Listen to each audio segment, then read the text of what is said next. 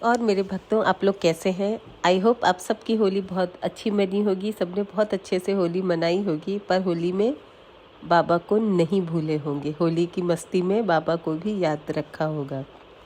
तो आज की जो बातें मैं बाबा के बारे में आपसे शेयर कर रही हूँ, ये ऐसी बातें हैं कि मतलब अगर आप इसको फॉलो करेंगे ना तो आपकी ज़िंदगी बदल सकती है, बदल जाएगी, सकती है नहीं, बदल जाएगी। क्योंकि बहुतों की ज़िंदगी बाबा ने बदली है। किसी की ज़िंदगी कैंची धाम जा कर के बदली, किसी की ज़िंदगी उनकी फ़ोटो लगाने से बदली, किसी की ज़िंदगी उनके सामने बैठ कर के जो भी आपकी मन्नत है उसको मांग कर के बदली। तो बहुत सारी चीज़ें ऐसी हैं जो बाबा ने की हैं, लोगों के भाग्य बदले हैं, लोगों की किस्मत बदली है। तो उम्मीद करती हूँ कि आप लोग अच्छे से बाबा की भक्ति करते हैं, बाबा की पूजा करते हैं। क्योंकि देखिए, थोड़ी तपस्या तो करनी होती है। और अगर आपका प्रारब्ध अच्छा है, आपका मतलब कहते हैं ना कि जो पिछले जन्म के कर्म हैं, तो आपको बहुत जल्दी उनके दर्शन हो जाते हैं। लेकिन अगर किसी का प्रारब्ध, देखिए पिछला जन्म तो हम में से किसी ने नहीं देखा, हमने क्या किया था, हम कैसे थे, हमने कौन सा अपराध किया था जिसकी सज़ा, जैसे होता है ना, बहुत लोगों को कष्ट होता है कि हमको कौन से जन्मों के कौन से कर्मों की सज़ा हमको मिल रही है, हमें नहीं पता। जब भगवान जी ने भीष्म पितामह तक को नहीं छोड़ा कि वो जब शैया पर लेटे हुए थे, तीरों की शैया थी, इतने सारे तीर थे कि मतलब एक नॉर्मल इंसान तो सोच के भी सिहर जाता है। तो भीष्म पितामह जी ने कृष्ण जी से पूछा कि प्रभु, मैंने तो आपकी इतनी भक्ति की थी और कोई भी, जैसा कि मैं अपने 100 जन्म देख पा रहा हूँ, उसमें मैंने कोई भी ऐसा कार्य नहीं किया जिसकी वजह से मुझे इतनी दर्दनाक मौत मिल रही है। तब कृष्ण जी ने कहा कि तुम अपने 100 जन्म देख रहे हो और मैं उससे बहुत बहुत पहले का जन्म आपका देख रहा हूँ। तो ये जो शैया आपको मिली है, वो आपने एक सांप को मार करके बिल्कुल लकड़ी की झाड़ी में फेंक दिया था, जहाँ वो कांटों में चुभ कर तड़प तड़प कर मर गया। तो यहाँ कहने का मतलब ये है कि हमें नहीं पता कि हमने पिछले जन्म में क्या कार्य किए हैं, कैसे कार्य किए हैं और हमें कितना प्रारब्ध उसका भोगना पड़ेगा, हमें कुछ भी नहीं पता। लोग कहते हैं ना कि आपका ये जो जीवन है वो आपके प्रारब्ध के अकॉर्डिंग है। तो अब नाम जप की जो शक्ति होती है, कहते हैं ना कि नाम जप करिए, आप किसी का भी भगवान का नाम जप करिए, तो नाम जप की शक्ति से वो प्रारब्ध आपका चला जाता है इन द सेंस कि बहुत कम हो जाता है।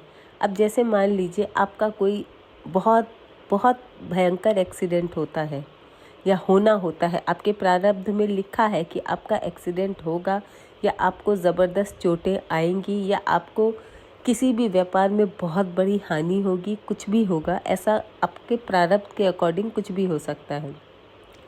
पर अगर आप नाम जप करते हैं, जैसा कि प्रेमानंद जी कहते हैं नाम जप, और बहुत सारे लोग कहते हैं कि नाम जप की महिमा, तो उसकी महिमा यही है कि जैसे मान लीजिए किसी का बहुत बड़ा एक्सीडेंट होना है या किसी को बहुत बड़ी बीमारी होनी है, और अगर आप भगवान का नाम जप करते हैं तो वो एक्सीडेंट एक छोटी सी खरोच में बदल जाएगा। देखिए, प्रारब्ध आपको मिलेगा और उसको कोई काट नहीं सकता, भगवान भी उसको काट नहीं सकते, लेकिन उसका जो इम्पैक्ट है, उसका जो प्रभाव है, वो बहुत बहुत माइन्यूट सा बहुत कम हो जाएगा। तो ये महिमा होती है नाम जप करने की।